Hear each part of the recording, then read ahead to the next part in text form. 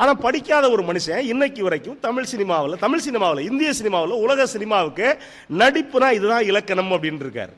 நடிப்புனா இலக்கணம் அப்படின்னா, ஆனால் அவர் ஒரு கவிஞர்களை பெரியவர்களை மதித்த பாங்குக்கு சொல்லுவாங்க. கவிமணி தேசிய நாயம்பிள்ளை அவர் 54 இறந்து போயிட்டார். 1952 இவருடைய இந்த சினிமா வருது. முதல் படம் நடிக்கிறார் பராசக்தி. நடிச்சு முடிச்ச பிறகு சின்ன அண்ணாமலை கேள்விப்பட்டிருக்கீங்களா? நான் பொதுவான அண்ணாமலையை சொல்லலை. சின்ன அவர் அறிவாளி, சின்ன அண்ணாமலைன்னு பேரு. சுதந்திர போராட்ட தியாகி. உண்மையிலுமா நிறைய புத்தகங்கள் எழுதியிருக்காரு. அவர் தான் நடிகர் சிவாஜி கணேசனுக்கு ரசிகர் மன்றம் வச்சார். அவ்வளோ பெரிய சுதந்திர போராட்ட தியாகி, சிறையில் இருந்தவர் சின்ன அண்ணாமலை. சின்ன அண்ணாமலையெல்லாம் இந்த நாடு மறந்தது அப்படிங்கிறது பெரிய சோகம். 1942 சுதந்திர போராட்டத்தில், இந்திய சுதந்திர போராட்டத்தில் தேவகோட்டை பகுதியிலிருந்து அந்த பக்கம் போனீங்கன்னா கிட்டத்தட்ட அந்த கடற்கரை வரைக்கும் பல ஊர்களில் மிகப்பெரிய போராட்டம் நடக்குது. இந்த போராட்டத்தில் முன்னின்று நடத்தினதில் காரைக்குடி வரைக்கும் சின்ன அண்ணாமலையுடைய பங்கு பெரிய பங்கு. சின்ன அண்ணாமலை பெரிய பங்கு. அன்னைக்கு சின்ன அண்ணாமலையை போலீஸ் தேடுது. சின்ன அண்ணாமலை காசிக்கு போயிட்டார். காசிக்கு போய் திரும்ப வந்து சிறையில் இருந்து இந்தியா சுதந்திரம் அடைஞ்ச பிறகு வெளியில் வந்தவர் சின்ன அண்ணாமலை. சின்ன அண்ணாமலையை போன்றவங்களை தேடி படிக்க வேண்டிய பொறுப்பும் கடமையும் நமக்கு இருக்கு. அப்படிப்பட்ட சுதந்திர போராட்ட தியாகி சின்ன அண்ணாமலை எதுக்கு சிவாஜி கணேசனுக்கு ரசிகர் மன்றம் வைக்கணும்? முதல் ரசிகர் மன்றம் தமிழ் சினிமாவில் யாருக்கு வச்சாங்க தெரியுமா? பாகவதற்கு இல்ல. முறையான ரசிகர் மன்றமா வச்சது எம்.ஆர். ராதாவுக்கு. வச்சவர் யாருன்னு கேட்டீங்கன்னா இன்னும் ஆச்சரியப்படுவீங்க. வச்சவர் பெரியார். ஆச்சரியமா இருக்கும்ல, அவர் சினிமாவே பிடிக்காது. அப்ப எம்.ஆர். ராதாட்ட ஒரு கேள்வி கேட்கிறாங்க. எங்க முதல் ரசிகர் மன்றம் சினிமாவே பிடிக்காதுன்னு சொன்ன பெரியார் உங்களுக்கு வச்சிருக்காரு, அதை பத்தி நீங்க என்ன நினைக்கிறீங்க அப்படின்னு. அது அவர்கிட்ட போய் கேளு அப்படின்னார். அவர் ஒவ்வொரு குசும்பு. அது அடுத்த இந்த சினிமா ஒரு சில பேர் மைக் அடிச்சு சும்மா இருக்க மாட்டாங்க. கிட்ட போயிட்டு, சார் நீங்க முதலமைச்சர் ஆனா என்ன செய்வீங்க? யார்? எம்.ஆர். ராதா கிட்ட. அது ஏக குசும்பு. கூப்பிட்டு கேள்வி இன்னொரு தடவை கேளு. இல்ல நீங்க முதலமைச்சர் ஆனா என்ன கேள்வி, என்ன செய்வீங்க அப்படிம்பார். இந்த மாதிரி கேள்வி கேட்கறவனை பிடிச்சி தூக்குல போடுவேன். யாரையும் விட மாட்டாங்க. யாரை பார்த்தாலும் எப்போ முதலமைச்சர் ஆவீங்க? ஏண்டா முதலமைச்சர்னா என்ன டிரைவர் சேட்டை சீட்டாது அப்படின்னு வச்சுக்கங்களேன். சின்ன நம்மளை தான் ரசிகர் மன்றம் வைக்கிறார். ஏன் வைக்கிறார் அப்படின்னா, நடிகர் திலகம் சிவாஜி கணேசன் அப்படிங்கிற ஆளு தனிப்பட்ட வகையில் கண்ட மாதிரி சொத்து சேர்த்த மனிதன் கிடையாது. கூடி கும்மாளம் அடிச்ச மனுஷன் கிடையாது.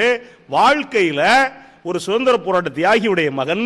தமிழ் அப்படிங்கிற மொழியை, செம்மாந்த மொழியை எளிய மக்களுக்கிட்ட கொண்டு போய் சேர்த்த ஒரு மனிதன் அப்படிங்கிற வகையில தான் இன்னொரு ஒரு சுதந்திர போராட்ட தியாகி சிவாஜிக்கு ரசிகர் மன்றம் வைக்கிறார். அப்படிப்பட்ட சின்ன அண்ணாமலை, நடிகர் சிவாஜி கணேசன் எல்லாரும் கவிமணி தேசிய நாயம்பிள்ளையை பார்க்க போறாங்க.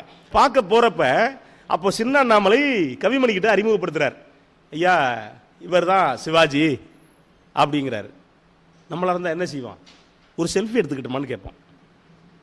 வேற என்ன கேட்போம்? சார் எங்க வீட்டுக்கு சாப்பிட வர்றீங்களா அப்படின்னு கேட்போம். கவிமணி கேட்கிறார், அப்படியா என்ன பண்ணிக்கிட்டு இருக்காரு? யோசிச்சு பாருங்களேன்.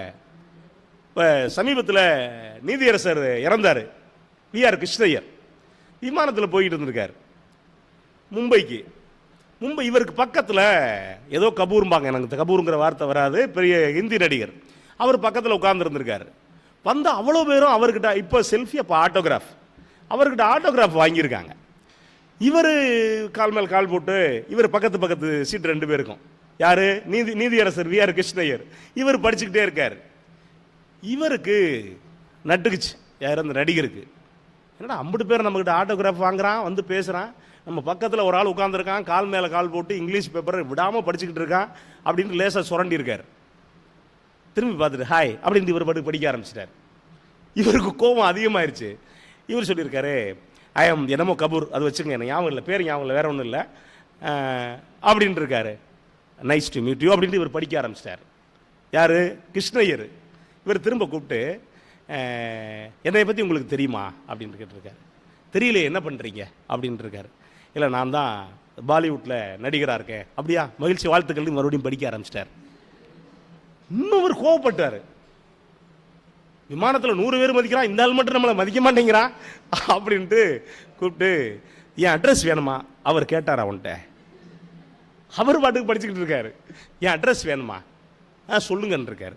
அதை விட்டுட்டு இது மாதிரி என் பேரை போட்டு மும்பைன்னு போடுங்க வந்துடும் அப்படின்னு இருக்காரு. திரும்ப உங்கள் அட்ரஸ் சொல்ல முடியுமா அப்படின்னு கேட்டிருக்காரு. விஆர் கிருஷ்ணய்யர் இந்தியான்னு போடு வந்துடும் அப்படின்னாராம். உனக்கு மும்பை தாண்டா சொந்தம், எனக்கு இந்தியாவே சொந்தம்ங்கிறதா அது. அப்படித்தான் கவிமணி எதுக்கு சொல்ல வந்தேன்னா, கவிமணிக்கு கேட்குறப்போ சொல்லியிருக்காரு இந்த மாதிரி இவர் நடிகர் அப்படின்னு. அப்படியா, மகிழ்ச்சி அப்படின்ட்டு விட்டார்.